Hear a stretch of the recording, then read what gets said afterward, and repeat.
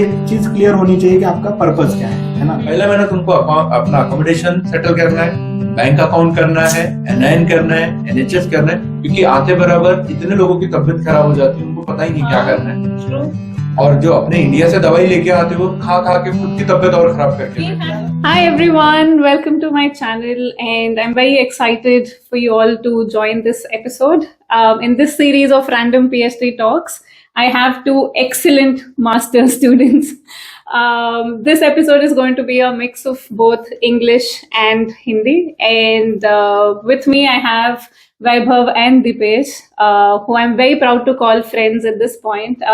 They're exceptional individuals, लेकिन इनका stellar CV इतना बड़ा है कि I would leave the introduction to themselves. So Vaibhav, let's start with you. वैभव, मैं महाराष्ट्र के बहुत एक छोटे से गांव से हूँ और पहले पुणे से बैचलर किया है, देन मास्टर्स किया है अजीम प्रेमजी यूनिवर्सिटी से. I work in Mandla district Madhya Pradesh with tribal communities, और फिर यहाँ पे मैं अभी MSc एनवायरमेंट एंड डेवलपमेंट पढ़ रहा हूँ यूनिवर्सिटी ऑफ लीड्स में. हाँ, बाकी तो बहुत सारी चीजें जो अभी डिस्कशन में फिर धीरे धीरे आती जाएगी. दिनेश. हाय, आई एम दीपेश और मैं भी महाराष्ट्र के एकदम आखिरी ईस्टर्न पार्ट ऑफ महाराष्ट्र से आता हूँ, जो गोंदिया डिस्ट्रिक्ट कहलाता है. मैंने मेरा इंजीनियरिंग किया मैकेनिकल में एंड उसके बाद मास्टर्स किया है टिस से, and recently I am here in Leeds for another masters in water and sanitation. So there are two things that join us. एक तो our work and love for the development sector, especially in the Indian development sector. And the second thing, all of us are scholarship students. So ये episode में we are going to definitely focus on the pressures of foreign education, why scholarship matters for us, and finally we'll leave the decision to you. On if you should come abroad or not, and on what factors. So my first question is, क्योंकि आप दोनों के पास already masters था and from some exceptional universities, so what made you decide to pursue another masters abroad, and what are like some of those factors that helped you decide this? So maybe we'll first go with Vaibhav and Dipesh. Okay, so while working with Pradhan organization in at the very grassroots, I led a project on the carbon sequestration, which is actually funded by the Royal Bank of Scotland and NetWest India Foundation. So that time actually we had lots of workshops, we had lots of seminars from the foreign partners and all. And that time I realized that the climate adaptation and the climate discourse and discussion at the global level. So whatever we are thinking at the grassroots, it's there are lots of gaps in the knowledge, there are lots of gaps in the orientation also, because whatever we are discussing in the seminar and workshop, so the things are different at the grassroots. So it was my motivation to understand this knowledge so I can come back and I can work with the community. तो ये हो जाएगा कि जो global level पे जो चीजें चल रही है वो सिमिलरली ग्रासरूट पे या कम्युनिटीज के साथ अगर होती है, तो उससे ये होगा कि हम लोग एक मतलब सिंक इन हो जाएगा नॉलेज, और उससे फायदा ये हो जाएगा कि जो फंडिंग के अराउंड चीजें बदल चुकी है, क्योंकि अभी ये हो चुका है ना कि बहुत सारा फंडिंग जो है वो क्लाइमेट पे आ चुका है. बहुत सारा मतलब सारा चीज पे क्लाइमेट एक अम्ब्रेला बन चुका है. उसके अंदर जेंडर है, उसके अंदर लाइवलीहुड है, उसके अंदर यूथ है, मेंटल हेल्थ, लाइवलीहुड, बहुत सारा चीजें. तो ये सब चीजें समझने का मेरा पर्पस था. ये मेरा प्राइमरी पर्पस ये था. दूसरा मास्टर्स करने का या फिर ग्लोबल लेवल का एक एक्सपोजर लेने का. इसलिए फिर सोचा कि पढ़ते हैं. और मतलब ऐसा नहीं था कि फॉरेन से ही पढ़ना है, उसके लिए मैंने इंडिया में भी बहुत सारी चीजें समझने की कोशिश की.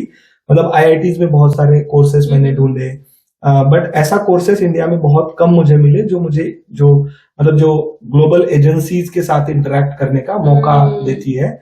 इसलिए फिर मैंने UK चूज किया पढ़ने के लिए. हालांकि अभी पिछले एक साल से मैं मतलब ये अच्छी बात है कि इंडिया में भी इस तरीके के कोर्सेज जो है अभी आ रहे हैं, रिसेंटली लॉन्च हो रहे हैं. Climate sustainability, climate finance, green finance, इस तरीके के. तो ये मेरा प्राइमरी पर्पस था. Great. Thanks, Dipesh. I appreciate that.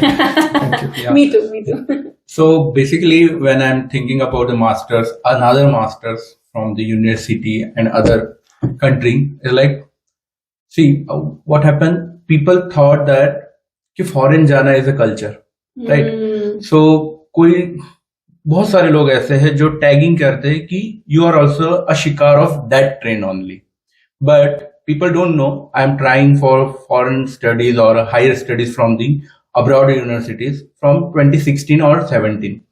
So I got admission letter from Australia and everything, but because of funding I was not there. So funding is very crucial part of foreign education for me at least. So I did my masters and TASE also, but when I'm doing that, it is in the water policy and the governance. So it touch upon the water policy and the governance, but there is a limitation of sanitation aspect. Only one model we are having, and now there is a trend in India also regarding WASH altogether, water, sanitation and health.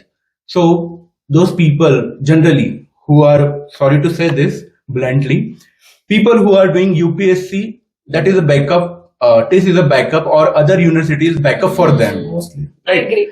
and the engineers. It is a sad reality of India also, that engineers, if you are not doing anything, then change your field. Though I am a mechanical engineer, I have never worked in the mechanical zone or in the sector. So people think that if you are not doing anything, so you must be an engineer. Yeah. That's why you are here. So We were speaking about how engineering in India has become an extension of 12th grade at this point. yeah. If you are good at maths, take an engineering. Yeah. That concept is always there, now also there. Yeah. So when I was in TIS, people are from the UPSC dropout, you can say, or the engineers only.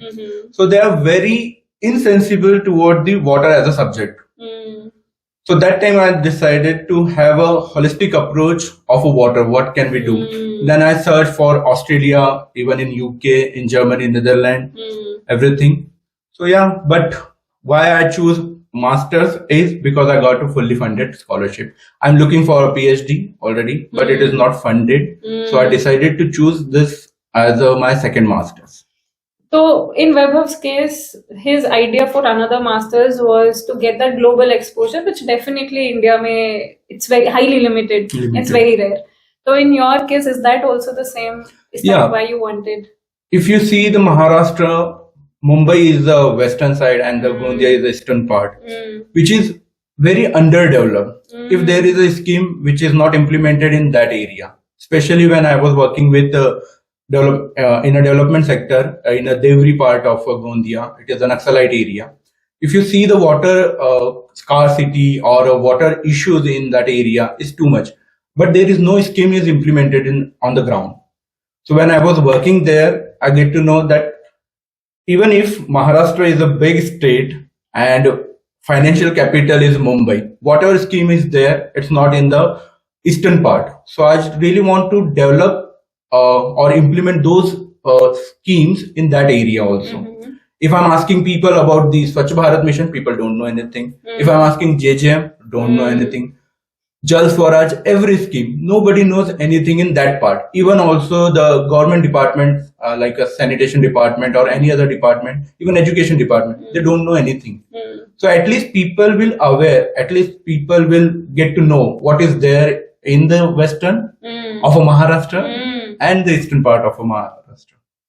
No, I completely understand, and I salute that thought as well, because the local-led development is very important, and I truly believe us who are trying to really make a mark in the development sector, us going back to our places and trying to develop in whatever way, that's really the way forward for our country. But again, just going back to the question of what was that biggest motivation for you then to pursue your master's abroad, especially when you have a master's from a very prestigious university already. I mean, in the field of WASH, you have studied in one of the best colleges in India. So is it to say that because there was a funding opportunity that would have, is that your motivation, or I'm sure the motivation was something else and the funding helped you? Yeah, funding helped me. So we have a professor who always says that don't be into the only development sector of India only. You can explore the other part. Suppose we are facing a problem of water, कि पानी की दिक्कत यहाँ है वहाँ है, सो Africa में क्या दिक्कत है? सैनिटेशन का हम लोग जब पढ़ते हैं कि सैनिटेशन ऐसा है, इंडिया में वैसा है, बट उससे भी खराब हालत और जगह पे भी है। उन्होंने कैसा अडेप्ट किया है, वो कैसे बढ़ रहा है आगे, या तुमने जो अडेप्ट कर चुका है अभी तक के इंडिया में, वो वहां कैसे इंप्लीमेंट कर सकते हो? तो एज अ वाटर टीसीएस का एक रोल होता है ऐसा कि खुद को वाटर वॉरियर्स कहते हैं, राइट? या वॉश, खुद को बहुत एलाबोरेट करते हैं, बट फील्ड में वो नॉलेज कम दिखता है, और डेवलपमेंट सेक्टर में तो और भी कम दिखता है कि वो इंडिविजुअलिटी पे आ जाता है सारा काम, कि मुझे बस काम खत्म करना है, but nobody want to get a exposure of a development sector as a वॉश एक्सपर्ट और अ वाटर एक्सपर्ट। सो यही चाह रहा था कि अलग अलग कंट्रीज, जैसे मेरे कोर्स में भी अभी we are only 2 Indians in the course, बाकी सब अफ्रीका, ऑस्ट्रेलिया या अदर पार्ट से है। सो उनके एक्सपीरियंस से बहुत कुछ सीखने को मिलता है कि पानी को, हो सकता है पानी, हम इंडिया में पानी को पानी बोल रहे हैं, वाटर बोल रहे हैं इंग्लिश में, वो अपनी लैंग्वेज में कुछ और बोलते हैं। And even the basic governance model, the water supply system itself. हाँ, सो ये नया नया जानने में ज्यादा इंटरेस्ट होने लगा है उसके बाद। True, I completely agree. तो मेरे एक्सपीरियंस में भी just that understanding that अरे पूरे दुनिया में हमारे जैसे public water supply system is not common. तो अफ्रीका में इतना प्राइवेटाइज कर दिया, that was so shocking for me. And somewhere it also helps you appreciate some of those policies that your country is doing as well. मतलब जब तक India में है, we like इसको इतना क्रिटिक कर दिया है कि अभी बाहर भी देखा तो you like okay, this is important. We need to also somewhere protect this and take this forward. Great. So this was very clear and very relatable as well. Ki the reason we also do another masters or try to go abroad is for that global exposure, to get that competent global knowledge as well. तो आपने एक बात बोला, funding जो crucial था आपके लिए, which I think both of us also relate, कि अगर फंडिंग नहीं होता तो ये स्टेप तो बिल्कुल ही नहीं लेते, पॉसिबल ही नहीं।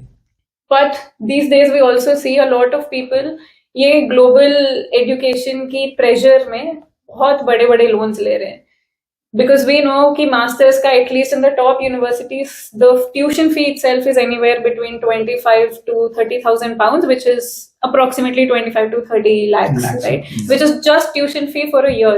फिर ऊपर से आपका लिविंग कॉस्ट होगा another 15,000 pounds, that is another 15 lakh. फिर वीसा का cost, health care cost and all of that, तो पूरा approximately half crore exactly तो हो ही गया। Now we agree कि जिसके पास पैसा है आप लोन ले लो, आ जाओ, ग्रेट, बट जिसके पास पैसा नहीं है, इतने बड़े बड़े लोन्स लेके यहाँ पे आ रहे हैं, तो what are your thoughts on it? Is that something they should consider, because this is going to help them clear those loans in just a year, get them international jobs? What is it, in your experience? It's a myth. हाँ, मतलब बहुत बड़ा myth ही है, क्योंकि मतलब ये है ना कि like in my case when I, मतलब मुझे जब फंडिंग मिला, मेरी पार्टनर भी कोशिश कर रही थी, वो भी चेवनिंग के वेटिंग लिस्ट में, रिजर्व लिस्ट में थी, तो उस टाइम भी हमको बहुत लोगों ने सजेस्ट किया था कि मतलब एक के खर्चे में दोनों, मतलब एक के स्कॉलरशिप में दोनों का खर्चा हो ही जाएगा, 20-25 लाख रुपए का लोन ले लो, दोनों को एक्सपोजर मिल जाएगा, ये सारा चीज। बट उस टाइम भी हम दोनों का थॉट क्लियर ही था कि पहला तो एक चीज क्लियर होनी चाहिए कि आपका पर्पस क्या है ना? तो चलो पर्पस तो अच्छा है, मतलब हमारे केस में तो चलो मतलब अच्छा है पर्पस, आपको सब चीज सही है, बट इसका कॉस्ट क्या है? तो एट व्हाट कॉस्ट हम वो पर्पस फुलफिल कर रहे हैं? तो पर्पस फुलफिल करने के लिए 1 साल के एक्सपोजर के लिए मुझे अगर अगले 10 साल तक मतलब डेप्थ में ही रहना है, और दूसरा as an first generation learner या फैमिली में कमाने वाला अकेला, ये जो एक हम मिडिल क्लास फैमिली का वो होता है कि अगर हम नहीं कमाएंगे तो घर में नहीं चलेगा, और उस केस में आप घर वालों के ऊपर 50 लाख का डेप्ट डाल रहे हो, तो ये बहुत ज्यादा दिक्कत वाला बात है। तो एक्सपोजर लेना अच्छी बात है, आपका पर्पस भी बहुत ही बढ़िया है कि आप वापिस आके काम करेंगे, बट अच्छा वो भी एक बहुत मतलब अहम मुद्दा है कि व्हेन यू विल रिटर्न आपको कौन सा जॉब मिलेगा, और आपका पर्पस अच्छा है। अब जब मेरा पर्पस है ग्रास रूट पे काम करना, तो ग्रास रूट पे मुझे 2 लाख रुपए का 3 लाख रुपए का नौकरी तो मिलना नहीं है, तो मैं लोन कैसे चुकाऊंगा ना, है ना? अब मेरा पर्पस ही ये है कि मुझे यूके में या यूरोप में बैठ के कॉर्पोरेट में काम करना है, तो वो पर्पस क्लियर होना चाहिए। तो लोन लेना गलत बात नहीं है, सवाल ये है कि आपका पर्पस क्या है। आपको यहाँ आके जॉब मिलेगा ना मिलेगा वो एक अलग टॉपिक है डिस्कशन का, उस पर बात करेंगे, बट आपको क्या लगता है गुरुजी? लोन तो बर्डन ही है, देश पे भी है, अपने पे भी है। सो फिस्कल डेफिसिट। या वाह। तो जाहिर सी बात है कि हर किसी को लगता है कि हमें बाहर पढ़ना चाहिए। एक तो इंस्टाग्राम वाली दुनिया देख के जो लोग इन्फ्लुएंस हो रहे हैं, कि मैं जब आ रहा था मेरे भाई ने मुझे एक ही बात बोला था कि भाई तू उधर पढ़ने जा रहा है, दिखावे की जिंदगी दिखाने के लिए नहीं जा रहा है। बहुत माइंडफुल बात उसने मुझे बोला था कि भाई वहां पे आर्काइव्स है, लाइब्रेरीज है, वो एसेट है तेरे लिए। तो लाइब्रेरी कैसी होती है जो अपने को यहाँ नहीं मिलती है देखने को। मतलब हम लोग जिस एरिया से आते हैं वहां एक ही लाइब्रेरी है जो मॉर्निंग में 8 to 12 और शाम में 4 से 8 शुरू रहती है, क्योंकि पुराने काल में लोग पेपर पढ़ा करते थे, इसलिए उसी टाइमिंग से आज भी चल रही है वो। और वहाँ किताबें भी, अगर मुझे कुछ पढ़ना है तो वो किताबें मिलती नहीं है, मंगवाना पड़ता ही है। तो उसका यही कहना था कि अगर तुम वहां तक जा रहे हो तो वहां पे एक्सेसिबिलिटी बहुत ज्यादा है रिसोर्सेज की, तो वो सब पढ़ो। अगर वो तुम लोगों को ये दिखा सकते हो कि बाहर गए हो, तो मैं यहाँ घूमने गया, वाओ कितना अच्छा है, ये दिखाने से अच्छा कि यहाँ पढ़ाई कैसे की जाती है, यहाँ रिसोर्सेज कैसे हैं, यहाँ की लाइब्रेरी कैसी होती है, लोग कैसे बैठते हैं। ना जब हम बेरोजगारी की दुनिया में जब थे हम लोग, या वो पीरियड में थे, तो तब हम सोचते थे कि 8 घंटा कौन पढ़ता है कंटिन्यूसली लाइब्रेरी में। फिर हम लोग जब पढ़ने लगे तो 10 बजे अगर लाइब्रेरी बंद हो रही है तो 10 मिनट और रुक जाओ बोलना पड़ता था। तो तब समझ में आता है कि लाइब्रेरी का इंपॉर्टेंस क्या है, या पढ़ाई का इंपॉर्टेंस क्या है। या तो लोन लेके जो लड़के आ जा रहे हैं कि मस्त रंगीन दुनिया है वहां पे, ऐसा वैसा, तो ये नहीं करना चाहिए।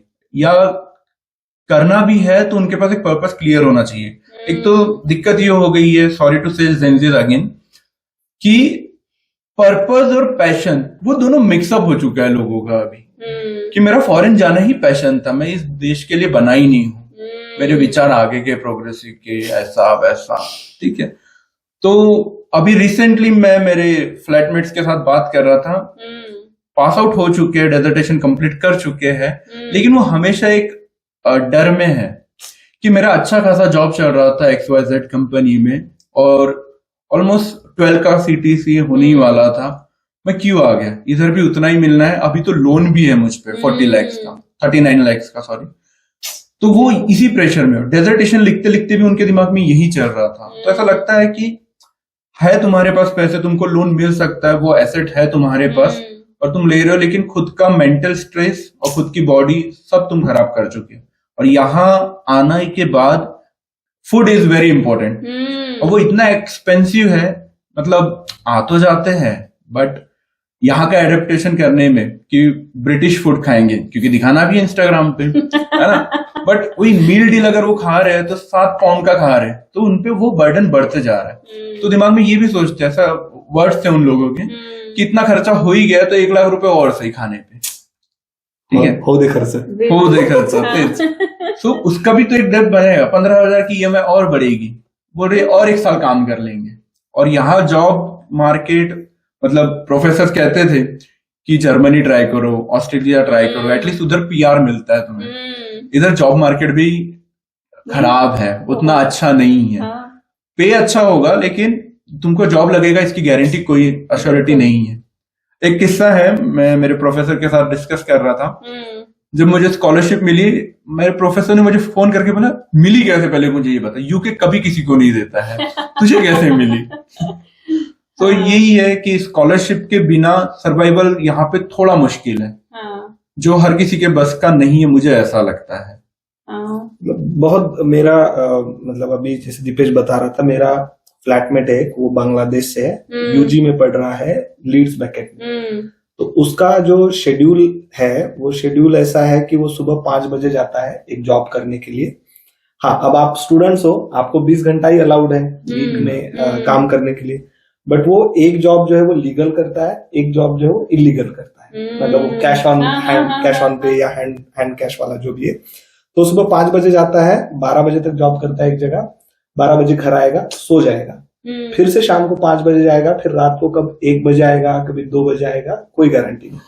अब हुआ ये कि हमारे हॉल में ही पार्टीशन करके एक बेड है, वहां पे वो सोता है।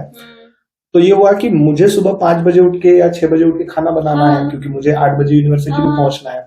तो मैं सुबह 5 बजे उठ के खाना बना रहा हूँ, तो वहां खड़खड़ खुटखुट कर रहा हूँ, कुकर चला रहा हूँ, मिक्सर चला रहा हूँ, उसकी नींद नहीं हो रही है।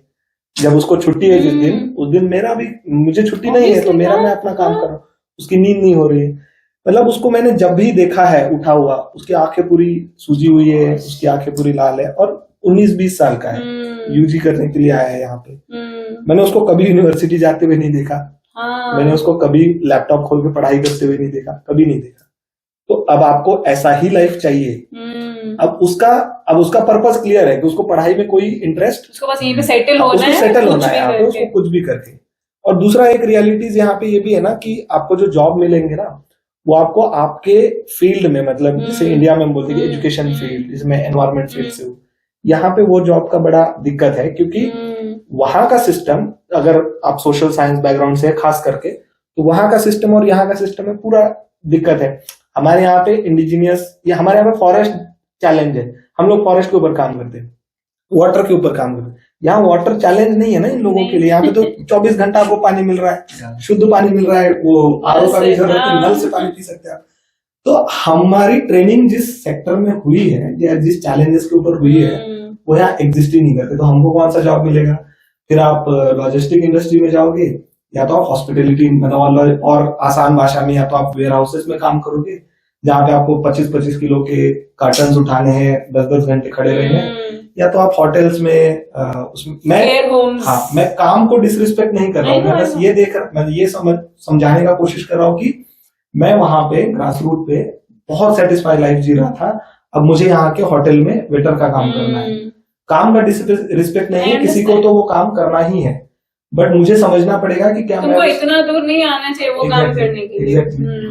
तो ये रियलिटीज है यहाँ के। इसीलिए आपका अगर श्योर फंडिंग है, आपको अगर स्कॉलरशिप मिल रहा है, फुल स्कॉलरशिप मिल रहा है, या आपको एक आपका जो ट्यूशन फी है पार्शियल स्कॉलरशिप एटलीस्ट मिल रहा है कि 100% ट्यूशन फी आपको वेव है, एक 10-12 लाख रुपए रहने का यहाँ खर्चा है, तो वो आप लोन लेके आ जाइए। हम जो लोग आ रहे हैं उनको बिल्कुल डिमोटिवेट या क्या बोलते हैं उसको, डिस्करेज नहीं कर रहे। आइए, बढ़िया एक्सपोजर है, लेकिन उसका कॉस्ट क्या है ये बहुत समझने का जरूरत है। True, I agree. Also, just talking about the pressures of this foreign education, जो हमने थोड़े themes touch up किए हैं, कि एक तो for some reason getting a foreign degree doesn't matter वो UK में top 200 में होगा, बाकी I think overall universities ही उतने हैं, उसमें doesn't matter कौन सी यूनिवर्सिटी में तुम पढ़ाई किए, just that you studied from abroad somehow becomes a bigger CV in India for a lot of jobs. I think this pressure is also there, especially when you're applying for jobs with like UN or any of these bigger organizations. अगर हम तीनों हैं and there's somebody else and then there is a CV measure, by default foreign education takes precedence. I think वो भी एक pressure है कि इसीलिए a lot of development sector people are then like चलो 1 साल 2 साल के लिए तो जाके आ ही जाएंगे. But again, when you look at the cost, it doesn't match at all. क्योंकि at the end of the day, the pay scales in India are also like much less. कि बड़ा मतलब ये है ना कि थोड़ा सा रिसर्च करके, थोड़ा सा चीजों को समझ के, क्योंकि अभी हालांकि अभी बहुत सा, जैसे स्क्रोल ने पिछले वीक या 15 दिन पहले एक आर्टिकल किया कि यूएस में जो लोग हैं, हालांकि वो स्कॉलरशिप पे है, गवर्नमेंट स्कॉलरशिप पे है, एक बीबीसी मराठी ने भी इसके ऊपर एक आर्टिकल किया है जो डिले हो रहा है गवर्नमेंट स्कॉलरशिप के ऊपर, तो वो भी एक मतलब स्कॉलरशिप होने के बावजूद ये चैलेंजेस है ना। तो हम तो जब बात कर रहे हैं कि स्कॉलरशिप ना होने के बाद, जब आपका ट्यूशन फी का आपको टेंशन नहीं है, यूनिवर्सिटी सीधा आपके गवर्नमेंट से कॉन्टैक्ट करके आपका ट्यूशन फी ले रही है, स्टिल आपको, और हमने भी जैसे पिछले 1 साल में देखा है, जो हमारे दोस्त यहाँ है कि उनको कितना परेशान होते हुए कई बार घर से पैसा मांग रहे। अच्छा, इस केस में क्या हो रहा है, घर से पैसा मांगना इजी नहीं है, क्योंकि जो हम यहाँ, मतलब जैसे अब मैं अपने केस का, मेरा अगर मैं बात करूं तो जैसे मेरे पापा जो है वो 1 दिन का काम पे अगर जाएंगे, या खेत में मेरी माँ 1 दिन का काम पे अगर जाएगी, तो उनको 200 रुपए मिलते हैं, है ना।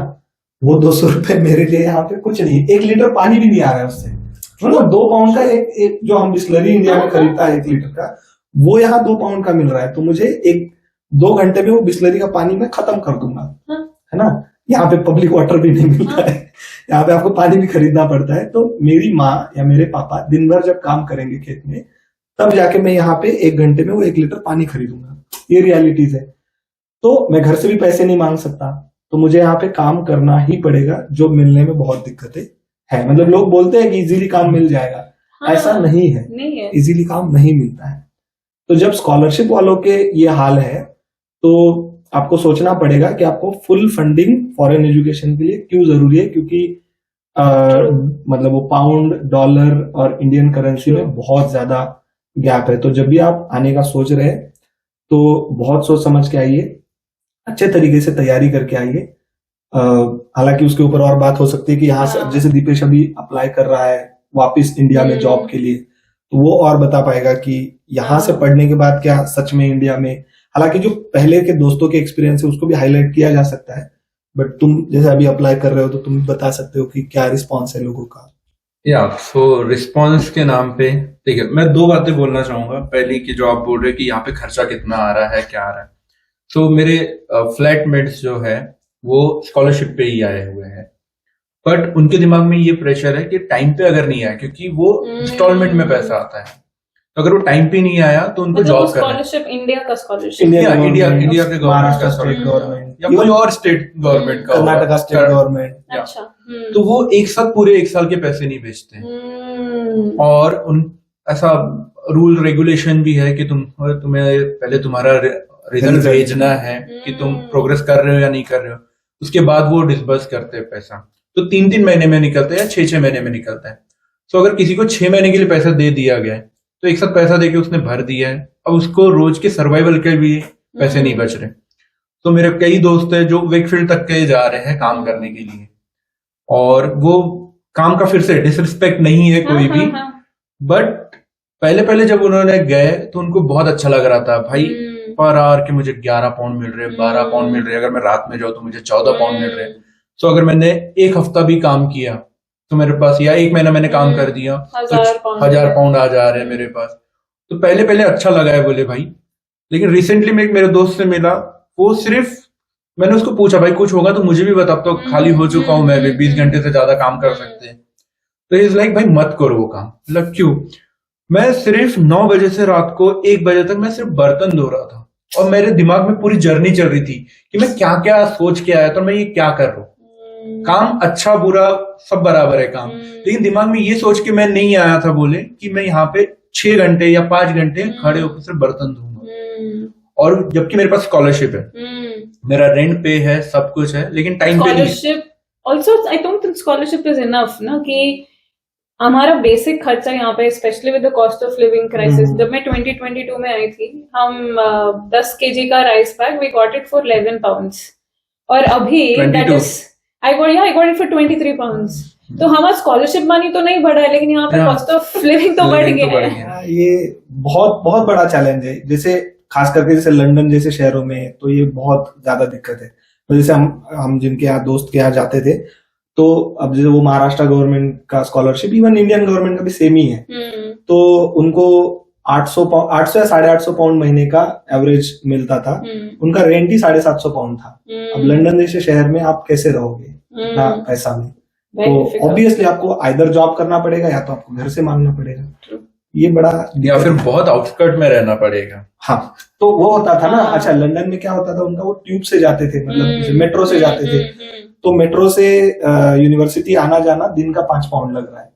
तो इसलिए दिक्कत ये भी हो रहा है कि वो क्या कर रहे हैं, वो बस जिस दिन उनका क्लास है, कुछ काम है, उसी दिन जा रहे हैं। तो ये जो लाइब्रेरी का दीपेश ने बोला कि रिसोर्सेज का एक्सेसिबिलिटी जो है उनके लिए तो है ही नहीं ना। वो तो 4 दीवारी कमरे में बैठ के अपना चुपचाप लैपटॉप पे काम कर रहे हैं। उनके लिए रोज लाइब्रेरी जाना पॉसिबल ही नहीं, कि आउटस्कर्ट में रह रहे, कि भाई वॉक करके जाना तो पॉसिबल ही नहीं उनके लिए।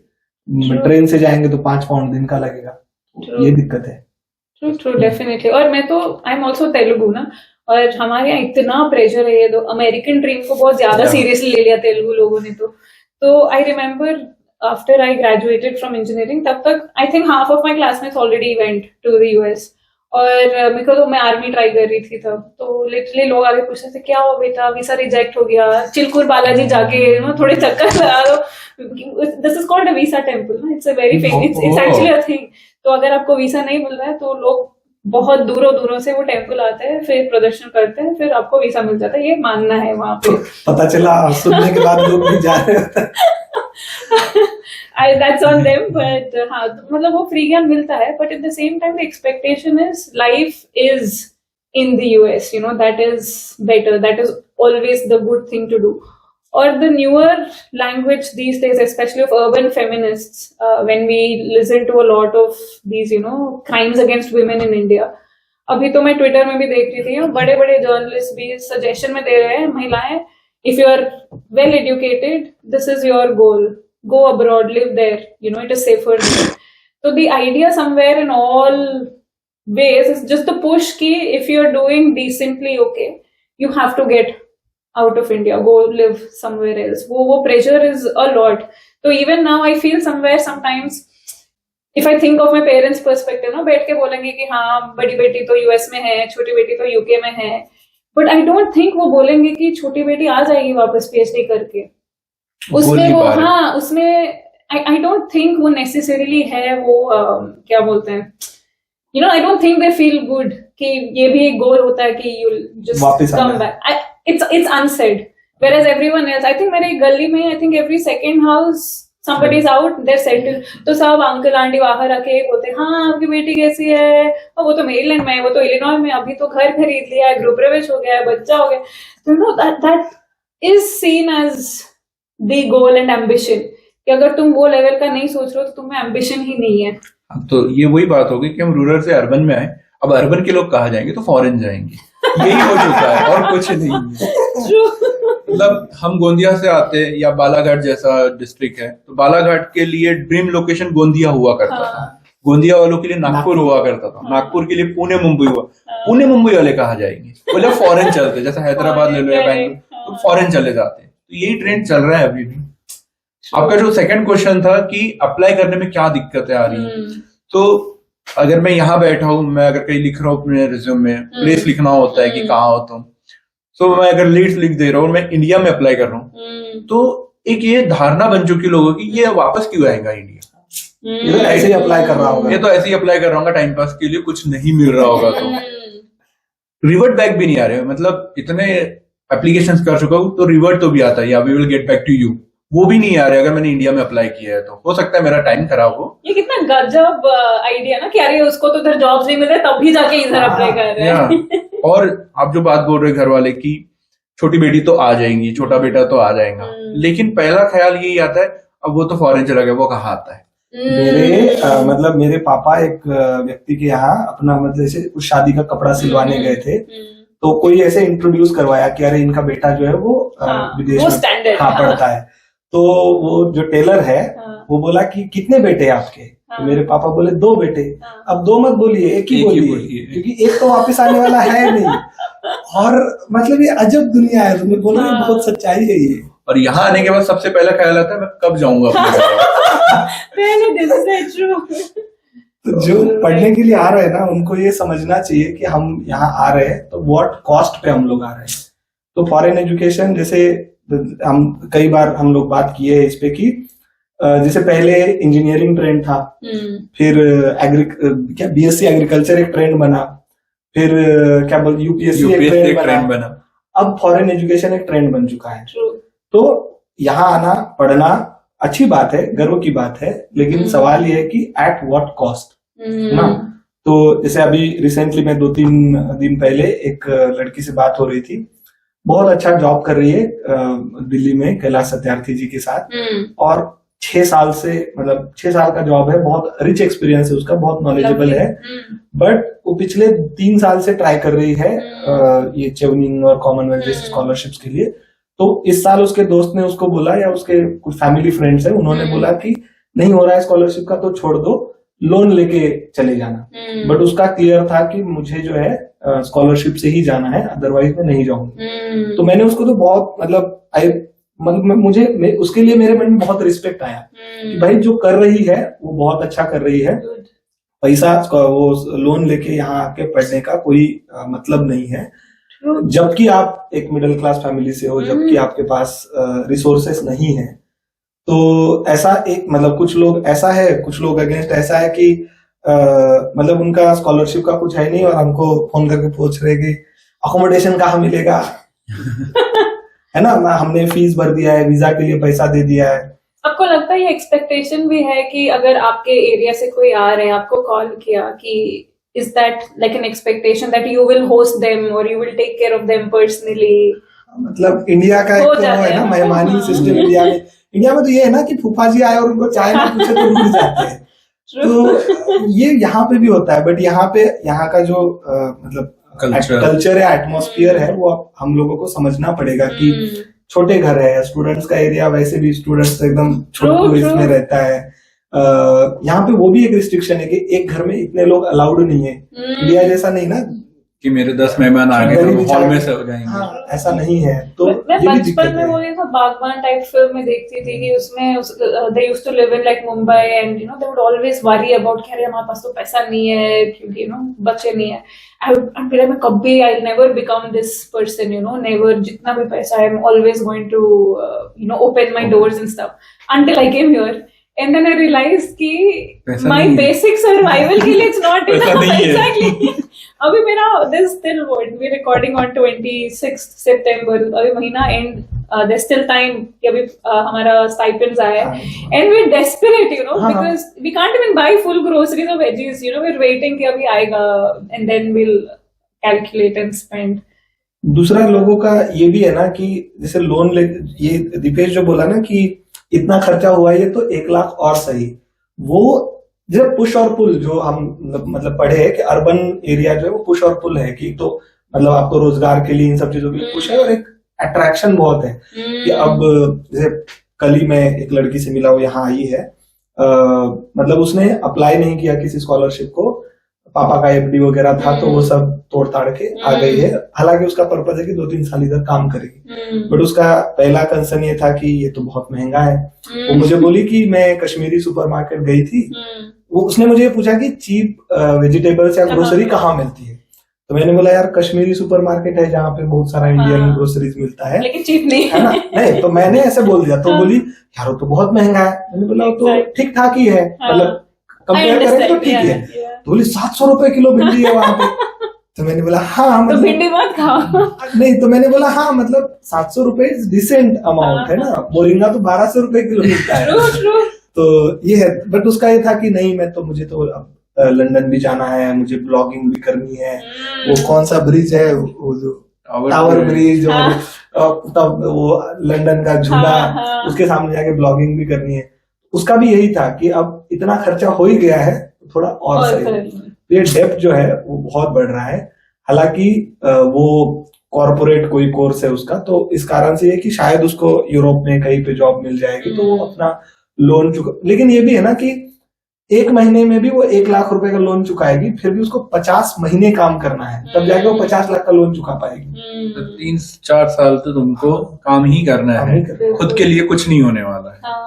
और ये ग्लोबल एक्सपोजर का भी एक मिथ है विच आई फेल्ट कि स्पेशली फॉर मास्टर स्टूडेंट्स, क्योंकि यहाँ पे मास्टर्स एक तो आपका 1 ईयर ही है, उसमें 6 महीने तो आपका डिसर्टेशन निकल जाता है। एग्जैक्टली, और वो 6 महीने में आपका कोर्स वर्क है, उसी में ठंड में निकल जाता है एंड वो 6 महीने में आपको इतना ज्यादा एक्सपोजर नहीं मिलने वाला है। And specially when you are taking a loan, you are coming, you are like मैं थोड़ा पार्ट टाइम भी कर लूं, तो एक तो आपके पास बिल्कुल समय भी बचा हुआ है। And the biggest myth also कि अरे मेरे इतने दोस्त बनेंगे, अलग अलग देशों से बनेंगे। The example that you give is an exception, क्योंकि यहाँ पे जो वॉश कोर्स है वो एक्सेप्शन है, दूसरे देशों से आते हैं, लेकिन एवरीवेयर एल्स इट्स 80% चाइना और 80 to 85% China. And that is something that we should talk about. ये जो एक्सपेक्टेशंस लेके आता है कि ग्लोबल ऑडियंस मिलेगा, ग्लोबल नॉलेज मिलेगा, that is not the case at all. At least मेरे कोर्स वर्क में तो 85% तक तो they were definitely just Chinese students. और पर्सनली स्पीकिंग ऑल्सो, क्योंकि मेरा PhD है, there were these spaces created, you know, जो जबरदस्ती they would like pull people out of their shell कि अभी आओ इंटरैक्ट करो, लेकिन it took me at least 1.5 year to just become comfortable you know in the space and go. I think in your case क्योंकि Commonwealth scholarship है, that also created a lot of opportunity ना for you to network, which is not the case for others. तो ये जो expectation है of a global exposure and global education, that also somewhere has become very unrealistic. So whoever is coming should also be prepared for these realities as well. मतलब वो है, क्योंकि अब जैसे मेरे पास फंडिंग है, मुझे हर महीने मतलब हर 3 महीना में मुझे कॉमनवेल्थ पैसा दे रहा है, जो कि सफिशिएंट है। अब वो भी एक है ना कि जब ये 2015-16 में जब महाराष्ट्र गवर्नमेंट स्कॉलरशिप शुरू किया था, तब उनका था 9,900 पाउंड वो देंगे यूके के लिए। 2025 में भी उतना ही दे रहे हैं, जबकि कॉमनवेल्थ का हर साल 100 पाउंड या चेवनिंग का इवन हर साल 100 पाउंड ESRC का इवन PhD स्टूडेंट्स के लिए बढ़ता है, क्योंकि आपका यहाँ पर लिविंग बढ़ रहा है। तो अब मेरे पास टाइम है ना, मेरे पास पैसा है घूमने के लिए, तो मैं घूम रहा हूँ, मैं जा रहा हूँ। अब जो स्टूडेंट्स जॉब, जैसे हमारी एक दोस्त है, वो बोली कि इंडिया से ही उसने अप्लाई करना शुरू कर दिया पार्ट टाइम जॉब्स के लिए।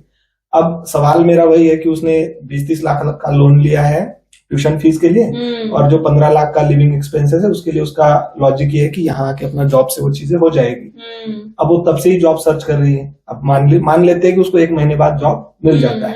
अब एक तो वो ठंड से परेशान है ना, एक तो उसको यहाँ का एकेडमिक्स, ये एक टॉपिक है बात करने के लिए, इस पे करेंगे कि यहाँ का एकेडमिक्स जो है वो काफी डिफरेंट है। मतलब दो we are coming from Tata Institute and Azim Premji University, जहाँ पे हमको पता है कि फिर भी दिक्कत है। उसके बाद अब वो अपना वहां स्ट्रगल कर रही है, वो वेदर में स्ट्रगल कर रही है, वो फूड में स्ट्रगल कर रही है, क्योंकि उसको तो दाल चावल यहाँ मिल नहीं रहा है ना, मतलब मिल रहा है तो बहुत कॉस्टली मिल रहा है, फिर उसको जॉब भी करना है। अब वो क्या एक्सपोजर करेगी, वो क्या दोस्तों से मिलेगी। और दूसरा यहाँ पे दोस्तों से मिलना ये है कि मतलब हाँ, मतलब यहाँ का नेटवर्किंग ही होटल में है, यहाँ का नेटवर्किंग ही पब में है, यहाँ का नेटवर्किंग ही मतलब घर पे नहीं है, घर का नेटवर्किंग नहीं, बाहर है। और आप घर से बाहर पाँव रखोगे तो पाउंड काउंट होना शुरू हो जाता है। अब क्या करोगे? मेरे बहुत सारे दोस्त देखे जो ओवरसीज स्कॉलरशिप, मतलब अगेन इंडियन गवर्नमेंट स्कॉलरशिप पे आए हैं या लोन लेके आए हैं, जिन्होंने मतलब जो कोई इवेंट अटेंड नहीं किए। मेरा एक दोस्त है लंदन में पढ़ रहा है, मतलब वो पूरा 1 साल में बस वो एक बार एडनब्रा गया था, ट्रिप उसने किया था, वो भी बहुत ही खर्चा कट कर करके, वहां पे दोस्त है रहने के लिए, सारा चीजें करके, वो एल्स कहीं पे भी नहीं गया। और उस दिन उसने बोला कि उस दिन हम मिले थे उसको, तो हालांकि वो स्कॉलरशिप पे था, वो बोला कि यार भाऊ 40 लाख की पढ़ाई की, 40,000 की भी नौकरी नहीं मिल रही। कल ही मैसेज आया उसका कि हेलो हाय हुआ, मैंने बोला बताओ मतलब क्या कैसा, तो बोला कि यार कहीं जॉब होगा तो या कोई ओपनिंग्स होगी तो बताना। उसका 8 तारीख को डिसर्टेशन सबमिट हुआ, 9 तारीख का उसका फ्लाइट था इंडिया में, मतलब वो 4 दिन भी एक्स्ट्रा यहाँ पे नहीं बिकॉज तुम्हारा लोन का टिकिंग शुरू हो जाएगा EMI पे करने का। और ऐसा नहीं है कि तुम 40,000 भी कमा रहे हो, वो 40,000 पूरा तुम लोन भरोगे नहीं, इंडिया में भी तो खर्चे बढ़ गए। 10,000 तो मोदी जी ले रहे टैक्स सेविंग के चलते, मतलब तो देखो तो बड़ा दिक्कत है। और इंडिया में भी महंगाई बढ़ गया है ना, मतलब हर जगह महंगाई बढ़ गया है।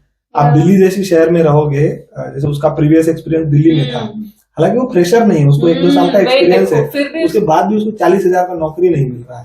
ये बड़ा दिक्कत है। ये इंडिया के जॉब मार्केट में ना एक अलग बात मुझे देखने को मिलती है कि अगर तुम पढ़ाई करने बाहर गए या कहीं गए और तुम वापस आ रहे हो, तो उनके लिए वो फ्रेशर हो जाता है। हाँ, 2 साल का एक्सपीरियंस, 3 साल का एक्सपीरियंस कोई काउंट ही नहीं कर रहा है।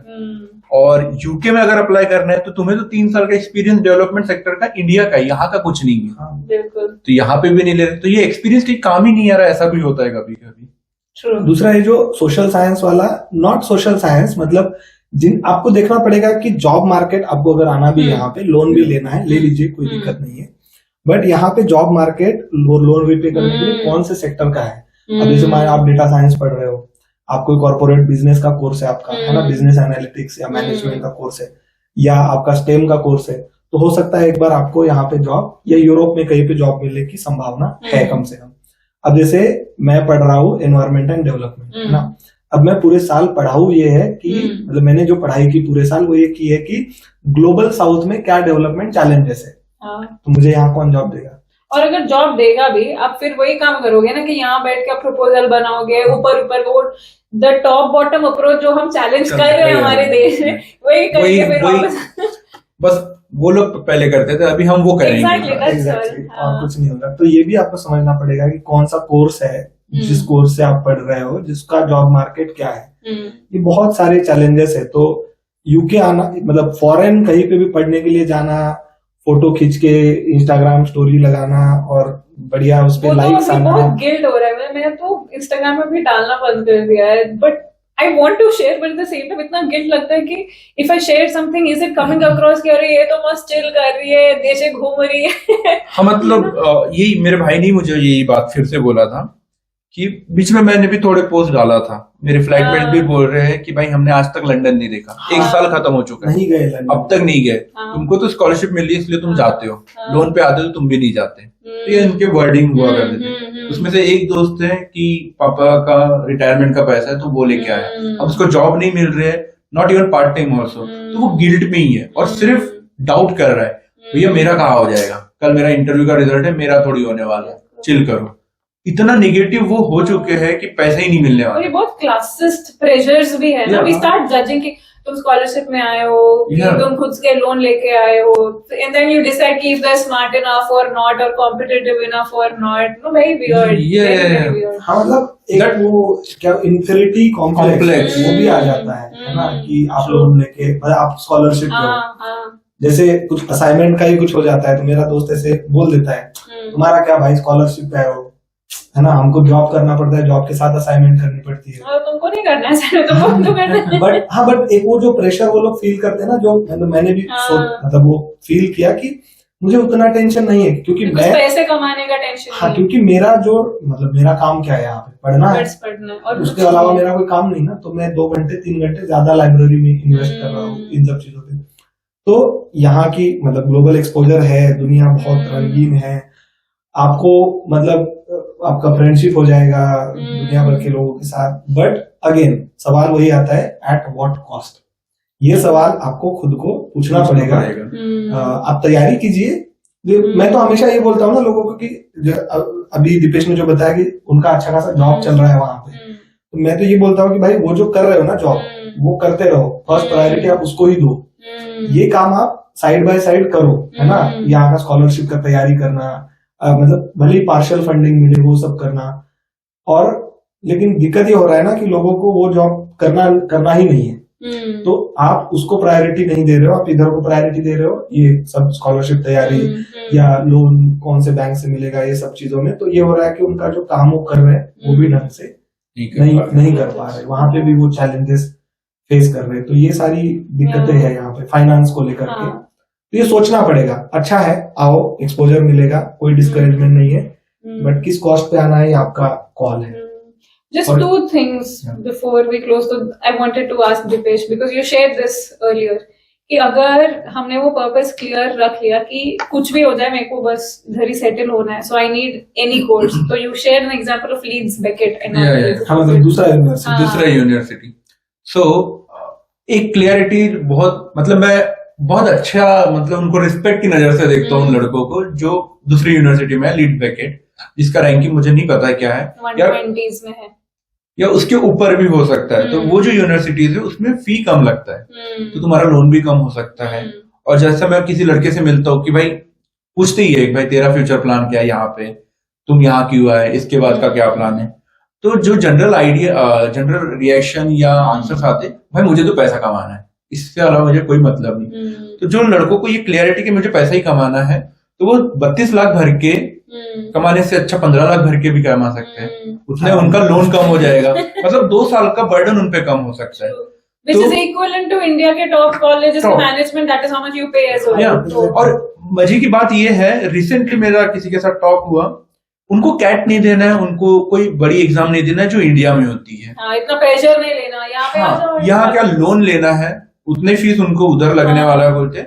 और यहाँ क्या एक ही तो एग्जाम है, आईएलटीएस. आईएलटीएस दे देना, आराम से क्रैक हो जाएगा. इंग्लिश तो मूवी भी देख रहे हैं अब तो हम, तो ऐसा बोल के वो आईएलटीएस क्लियर होना इजी ही लगता है रदर देन कैट. बट उनको ये नहीं समझ में आ रहा है कि आईएलटीएस की फीस भरने के बाद जो पैसा लगने वाला है उसका कैलकुलेशन नहीं है उनके पास. वो कोई नहीं बताता, स्पेशली जो हेल्थ सरचार्ज का कॉस्ट है वीसा के साथ, कोई भी नहीं बताता. और जैसा हर कोई मुझे भी बोला कि अरे इधर उधर से क्या कर रहा है, थोड़ा लोन ले ले, हेल्थ ये इंश्योरेंस का पैसा लगेगा. लिटरली मुझे तो फंडेड किया गया है स्टार्टिंग से. मेरा भाई काम कर रहा है, उसने थोड़े पैसे दे दिया, एक दोस्त ने वीजा का पैसा भरा, एक ने एनएचएस का भरा, एक ने टिकट बुक कर दिया है. बोले जब भी तेरा फंडिंग आएगा, स्कॉलरशिप तो आने ही वाला है, तो सबने बराबर पैसा दे दिया, लोन नहीं लेना पड़ा, क्योंकि वो बर्डन खुद को ही लगता है. मतलब खुद के ऊपर 1 लाख रुपए भी रहे और 10,000 रुपए अगर मैं इंडिया में कमा रहा हूँ 50,000 रुपए, तो 10,000 रुपए उसको 10 महीने तक देना है मुझे। वो प्रेशर में मैं 10 महीने कुछ और नहीं कर पा रहा हूँ। यहाँ तो लाखों में बातें हो रही, उन लड़कों के लिए कभी कभी दया भी आती है ना। तो यही है कि अगर यहाँ आना है तो एट व्हाट कॉस्ट वो अपने को देखना पड़ेगा। सेकेंडली, ये एक भ्रम में मत रहो कि जाते बराबर वहां पे तुमको जॉब मिल जाएगा। पहला महीना तुमको अपना अकोमोडेशन सेटल करना है, बैंक अकाउंट करना है, NIN करना है, NHS करना है, क्योंकि आते बराबर इतने लोगों की तबीयत खराब हो जाती है, उनको पता ही नहीं क्या करना है।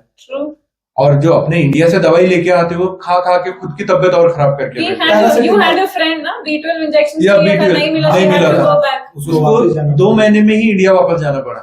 और उधर वो ठीक होके 15-20 दिन बाद और वापस आ गई है। अच्छा, ठीक है, अच्छी है हेल्थ तब तक के ठीक है, लेकिन अगर तुमको हेल्थ इश्यूज होंगे तुम ये प्लान डिले कर सकते हो। तुमको लोन मिल जाएगा, सब मिल जाएगा, लेकिन हेल्थ अगर अच्छा नहीं होगा तो सपने ये मत देखो कि हमको फॉरेन ही जाना है। And especially when you say health, it's not just physical health, but the importance of mental health. ये pressures इतना जो ये foreign education का है, I think if as a group we also start, you know, being a less judgmental. कि तुम ऐसा कौन से कॉलेज से पढ़े हो, कहाँ abroad में पढ़े हो। या एक प्रेशर ये भी आता है, जैसा अगर मैं किसी से बात करूं, इंडिया क्यों आना है तुझे, मत आ, इधर कुछ नहीं रखा है, ठीक है। और मास्टर्स हो गया तो PhD क्यों नहीं कर लेता है? PhD is very subjective. Exactly. It depend upon your professor, your funding, which university, your topic, everything is related. लेकिन I'll tell you another problem PhD का क्या है, because PhD क्या है कि आपको इतना नैरो जाना है एक सब्जेक्ट में। जैसे I am also watch practitioner, लेकिन रिसेंटली जब मैं सुपरवाइजर से बात कर रही थी कि मुझे अभी टीचिंग का करना है तो लेट्स फिगर आउट क्या कोर्सेज करे। मेरा इंटरसेक्शन है PhD का on water, gender and governance, लेकिन उनके माइंड में भी ये घुस गया कि ये तो बस जेंडर का ही काम करते हैं, तो बस मेरे को जेंडर कोर्सेज दे रहे थे। लाइक मैं वॉश प्रैक्टिशनर हूँ, मुझे community management, you know, water supply, ये courses I am very much eligible to teach. तो वो भी इश्यू है कि जब आप PhD कर रहे हो इट बिकम्स सो नैरो कि आपका जो बाकी का काम था that's a whole different exposure and experience also. Multitasking नहीं समझते फिर उसके बाद। वेरी ट्रू, स्पेशली यहाँ आने के बाद। और जो भी नए बच्चे आ रहे हैं, पाउंड और पैसे में कंपैरिजन मत करो। वो तो टाइम लगता है, टाइम लगता है। हमने भी किया स्टार्टिंग में, 6 महीने तो आराम से लगते हैं। लेकिन जब अभी जो बच्चे पास आउट हो गए जिनको पार्ट टाइम जॉब है इधर उधर, वो जब इंडिया में बुक माई शो में कुछ चेक करते हैं, अरे ये तो 6 पाउंड का ही है, तो उनके साथ ये हो जाता है। वरना इंडिया में 500 या 600 की टिकट निकाल के कोई कहीं नहीं जा रहा है। बुधवार का वेट कर रहे हैं कि सुबह 9 बजे अच्छा पिक्चर मिलेगा 90 रुपीज में। तो कंपैरिजन अभी भी हो ही जाता है। I mean, as of date it is 112 rupees. जब मैं आई came 90 rupees. तो बहुत चुभता है, मतलब। हाँ, वो भी एक हुआ हमारे दोस्त के साथ कि उसका स्कॉलरशिप अप्रूव हो गया। अब जब स्कॉलरशिप अप्रूव हो गया तो 103 रुपए का 1 पाउंड था। तो अब स्कॉलरशिप तो आपका मतलब वो क्या मतलब ये महाराष्ट्र गवर्नमेंट का स्कॉलरशिप है, उन्होंने क्या किया, वो इंडियन रुपीज में पैसा सैंक्शन करते हैं, बोलते हैं 9,900 बहुत कम मिलेगा। तो अब एक तो ये हुआ कि उसको मतलब फर्स्ट इंस्टॉलमेंट मिला 6 महीने का, 6 महीने का इंस्टॉलमेंट उसको मिला नहीं। अब वो यहाँ है, उसका रेंट देना बाकी है अकोमोडेशन का, और यहाँ अकोमोडेशन के लिए गारंटर चाहिए होता है। तो ऐसे ही कॉमन फ्रेंड्स के थ्रू एक गारंटर भी मिल गया था। अब अकोमोडेशन वालों ने पहले तो उसको मेल किए रेंट दे दो। अब रेंट भी कम नहीं ना, उसको मतलब देने में लगभग 6 लाख रुपए, 4-5 महीने बचे हैं। तो पहले तो इसको मेल किया, अब ये अपना डिपार्टमेंट को मेल कर रही है, महाराष्ट्र गवर्नमेंट का डिपार्टमेंट कोई रिस्पॉन्स नहीं दे, सरकारी लोग एकदम चिल्ले, उनको कोई लेना देना। इलेक्शन ईयर अपना उस टाइम तो लोकसभा इलेक्शन थे महाराष्ट्र में, तो वो हो गया। फिर कुछ काम से वो इंडिया चली गई, मतलब डिसर्टेशन का डेटा कलेक्शन के लिए वो डिपार्टमेंट में गई। उसको बोला गया फाइल जो है वो मंत्रालय मुंबई में है, वहां पे मतलब एक अच्छा वो ऐसी लड़की है कि उसका मतलब काफी अच्छा कनेक्शंस है, और मतलब पढ़ी लिखी, बहुत समझदार, तो और क्या बोलते हैं उसको, नेटवर्किंग अच्छा है उसके बाद का ये कंडीशन है ना, मुंबई में कांटेक्ट किया, बोल रहे हैं किसी फाइनेंस डिपार्टमेंट में, वो बोल रहा है हमने तो साइन कर दिया, ऐसा सब दिक्कत हुआ। एट द एंड उसका हुआ कि उसके गारंटर को मेल जाने लगी, गारंटर को भी मिल गए। गारंटर मतलब जिस कॉमन फ्रेंड के थ्रू गारंटर ने मतलब गारंटर मिला था, वो कॉमन फ्रेंड को परेशान होने लगा। गारंटर बोल रहा है ये क्या तरीका है, गारंटर क्यों झेलेगा ये सब बातें। फाइनली उसको वो आ गया कि 2 दिन में पैसा दो, नहीं तो निकल जाओ यहाँ से। उसने किसी दोस्त से पैसा लेके अपना पैसा भर दिया वहां पे। वो उसका कोर्स खत्म हो गया, वो इंडिया में है, उसको पैसा नहीं मिला। उसने क्या किया होगा, वो जाके बोली कि मैं अगर तुम मुझे पैसा नहीं दोगे 2-3 दिनों में तो मैं सुसाइड कर दूंगी, है ना। तब जाके उसको पैसा मिला। अच्छा पैसा मिला, उसमें 400 पाउंड कम मिला क्योंकि रेट चेंज हो चुका क्योंकि रेट जब सैंक्शन हुआ था तब 103 था, अब 111 110 हो गया है, 400 पाउंड कम हो गया। मैंने उसको 45,000 रुपए कम मिला। अब कहाँ से दे, मतलब वो 45,000 का गैप कहाँ से भरेगी? 1 मंथ का रेंट है वो। एग्जैक्टली। इंडिया में अगर जॉब कर रही है अभी तो 1 मंथ का सैलरी है। तो ये बड़ा दिक्कत है।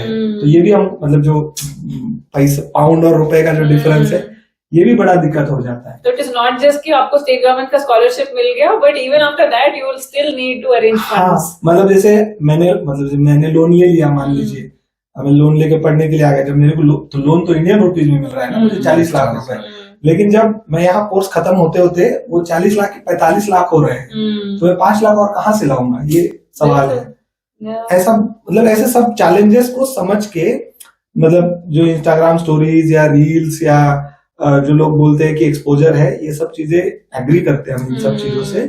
बट वो जो है मतलब पुश जो है वो नहीं होना चाहिए। पुल जो है वो आप अपना काम अच्छा कीजिए, आपके पास एक्सपीरियंस लाइए। आप जो है मतलब जो अच्छे यूके के लिए अगर मैं स्पेशली बोलूंगा, चेवनिंग जैसा, कॉमनवेल्थ जैसा डिपार्टमेंटल वॉश स्कॉलरशिप है, कई सारे डिपार्टमेंटल स्कॉलरशिप है जो आपको पार्शियल फंडिंग देते हैं कि फी वेव हो जाता है आपका पूरा। ऐसा स्कॉलरशिप ढूंढिए और उसके बाद आप अपना कुछ 10-15 लाख का लोन लेने का जरूरत भी है तो वो लेकर के आ जाइए। स्पेशली जब हम बोलते हैं कि first generation learner should come here for the global exposure, हमारा भी हक है। ये कोई क्या मतलब शहरों में रहने वाले इंडियन कॉन्टेक्स्ट में अपर कास्ट अपर क्लास लोगों के लिए ही ये नहीं है, हम भी जा सकते हैं। तो मतलब ऑब्वियसली आप जा सकते हैं, आपको भी आना चाहिए। मतलब हम भी फर्स्ट जनरेशन लर्नर हैं, हमको भी हक है, हम भी आना चाहिए।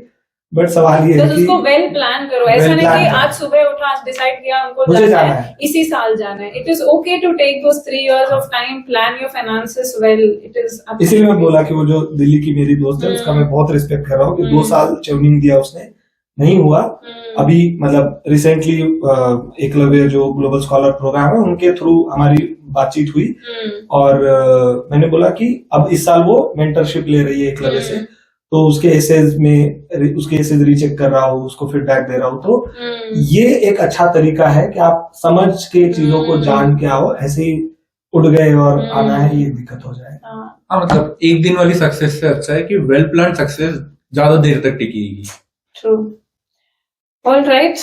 Yeah. With that, I think we can conclude it. This was a very rich discussion. Thank you so much for sharing your personal stories as well. And thank you so much for staying with us if you have reached the end of the discussion. And all the references that both Vaibhav and Dipesh have mentioned, I'll be sure to put them in the chat, be it those scroll article and the BBC article links. Also, Vaibhav has a rich repository of how to apply for shielding already on his personal YouTube channel. I will try and link that as well. And I will also add details about the Eklavya Global Scholars Program. Again, they have a rich repository of how to apply for a lot of these scholarships as well. The one thing that all of us would reiterate is have your purpose very clear. That clarity is very important.